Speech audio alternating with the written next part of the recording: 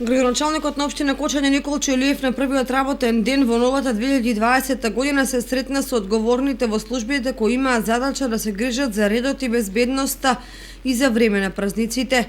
На средбата со командирот на Кочанската полициска станица Горанчо Јакимовски беше истакнато дека дочекот и првите денови во новата година поминале главно без инциденти на подрачите на Кочани, а сообраќајната фреквенција беше регулирана и продолжува да се одржува со зголемени сообраќајни патроли.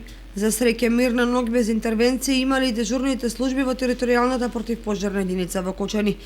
Градоначалникот Илиев на средбата со командирот Благојчо Паунов потсети дека оваа година единицата ќе добие ново теренско возило кое што ќе биде набавено со средства од општинскиот буџет.